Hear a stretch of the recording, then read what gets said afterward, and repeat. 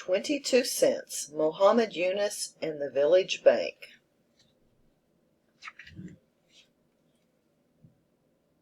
I'm going to show this because it's a great synopsis, so you can stop the recorder and read it.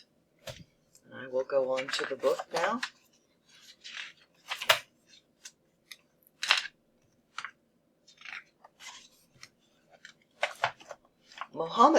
Mohammed's stomach growled as he and his brothers and sisters watched their mother mix flour, sugar, and coconut to create the dough for sweet pithas. She molded the dough into oval cakes and dropped them into hot oil. So he waited to eagerly eat because he was hungry. Then there was a knock at the door. A woman said she hadn't eaten in days.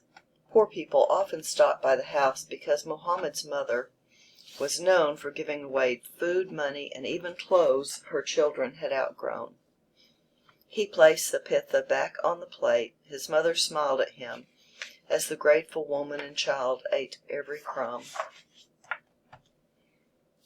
Mohammed Yunus was born on June 28, 1940, the third oldest of 9 children. His Bengali family lived in a 2-story house in the port city of Chittagong, then part of India. Chittagong was a bustling city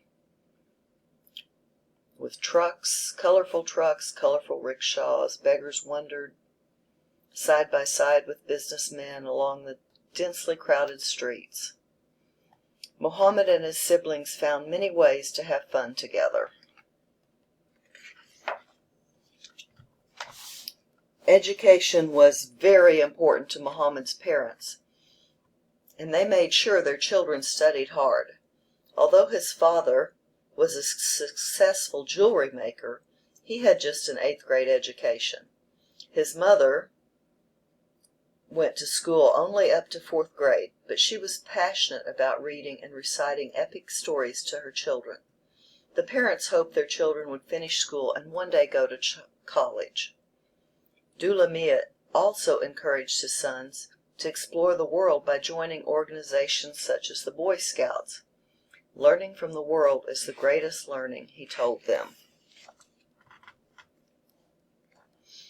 Mohammed liked being a Boy Scout, and I'm going to skip some pages to get it all to fit in, but he found a lot of benefits from being a Boy Scout. As he grew older, Mohammed wanted to continue helping those who were living in poverty. In 1957, at the age of 17, he enrolled in the Department of Economics at Dhaka University. Economics is the study of how people make and use money, goods, and services. Mohammed thought studying economics would teach him how to help the poor manage and save their money better. After graduating from Dhaka University, Mohammed became a research assistant and lecturer.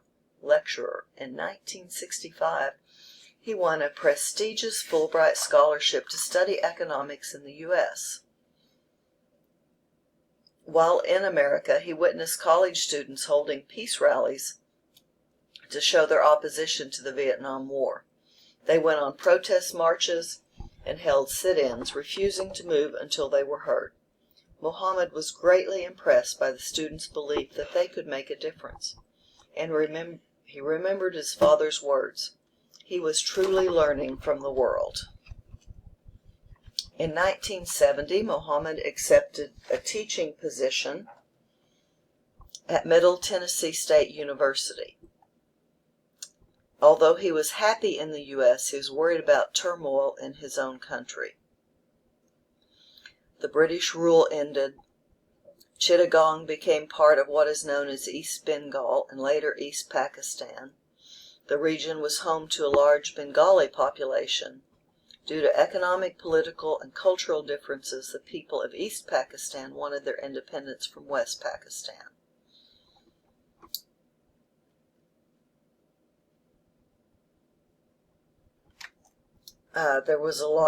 Mohammed was one of the people who organized rallies on the university campus and in Washington, D.C. to demonstrate. Bangladesh eventually defeated Pakistan, and the brutal war was declared over on December 16, 1971. An estimated 300,000 people had been killed.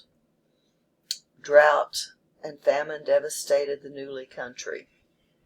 Muhammad realized he needed to return to Bangladesh.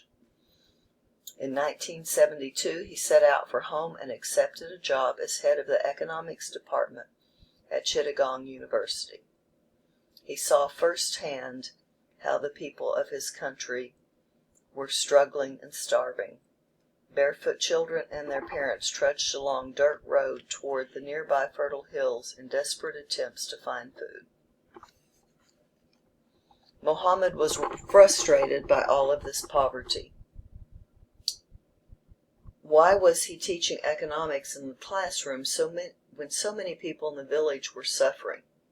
Jobra became his new classroom.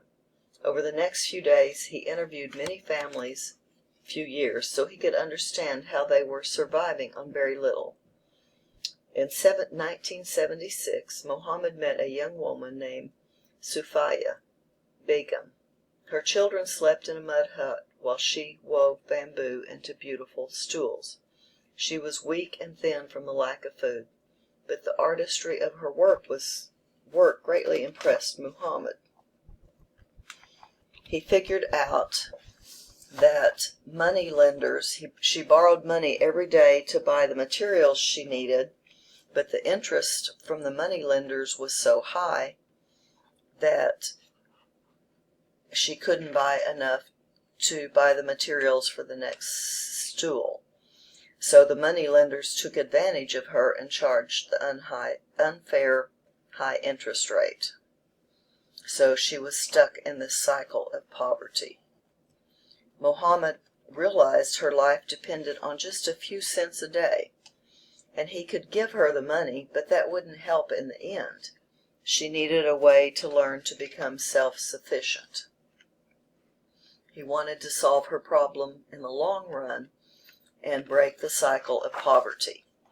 So he went to a bank and he found 42 women who needed a total of 856 taka, or $27. He went to the bank to learn that they were known as banking untouchables because they were so poor, and the bank did not trust them to pay back the loan, and it was too small of an amount to loan them, so the bank refused. After being turned down by several banks, Muhammad decided to start a new bank. It was called Grameen Bank, which means village bank in the Bangla language. Borrowers could take out very small amounts of money with low interest rates. Borrows would be divided into groups of 5, and each group would borrow an agreed upon amount. Then the group members would work together to pay back their loan on time. Muhammad believed that placing borrowers in groups would create a support system by which an entire group would be responsible for the success of each member. At first, it was difficult for Muhammad and his students to get women to sign up for his bank's loan program. They did not understand how Muhammad's way of loaning money would be different. Sometimes they were hindered by the rules of purdah, a practice that does not allow women to be seen interacting with men who were not their husbands. So Muhammad would wait outside while his female students went to talk to the women to try to convince them how this program would be helpful to them. The patience and persistence paid off, and his students, they won the trust of women, and many of them signed up for Grameen Bank's loan program. At the bank, the women learned to manage their finance. Each group took a 7-day training course to learn how banking worked. Muhammad also created a set of important lessons, the 16 decisions, that the women had to memorize and follow. The lessons taught the women how to change their lives for the better by providing practical advice about positive habits such as drinking safely boiled water and making sure their children went to school. To be approved for a loan, each group had to pass a test showing that the women understood the loan program. The women studied very hard, and eventually everyone passed the test. Muhammad smiled as Sophia clutched her group's loan of $27 as if it were a precious jewel.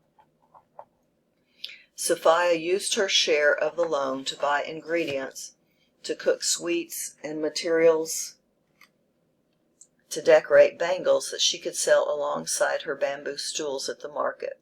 She earned even more money than before, which was enough to pay back her portion of the loan and still provide for her family. She beamed with pride when she bought rice for her children with her hard-earned money. Muhammad remembered the poor people who had stopped by his parents' house when he was a child. He remembered the homeless people and the slums he had seen when he was a Boy Scout, and the starving people of Jobra he saw each day on his way to Chittagong University, and he remembered the day he met Sophia. Muhammad was grateful that he had found a way to help poor create better lives for themselves. Muhammad soon became known as the banker of the poor.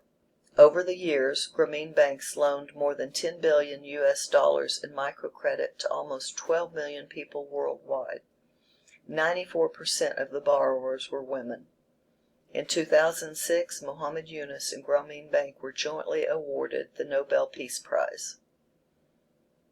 The prestigious award is given to an individual or group who has shown great courage in promoting peace in countries torn apart by political strife, poverty, and war. They were praised for their efforts to create economic and social development from below, and for showing that even the poorest of the poor can work to bring about their own development.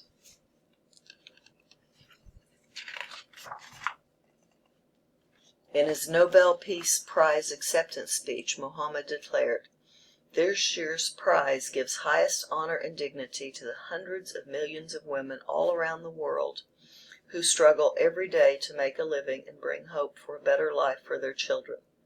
This is a historic moment for them. From helping one woman pay back her loan of 22 cents to providing billions of dollars in microcredit around the world, Muhammad Yunus has never stopped fighting for the poor. He still dreams of making the world a better place, a place where no woman, man, or child goes hungry. He still dreams of a world without poverty."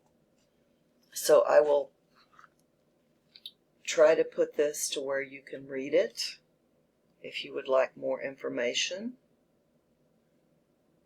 And I somehow skipped the part I didn't want to skip, but I was afraid of getting it in my time frame. Muhammad studied on a Fulbright Fellow, which is important to us because of the Fulbright College. Fulbright was president of the university. He was an Arkansas senator, and he started the Fulbright Exchange program. So I think that that is a very cool connection. Sorry about skipping through some parts, but I have a 15-minute limit on my free video. I hope you enjoy the book.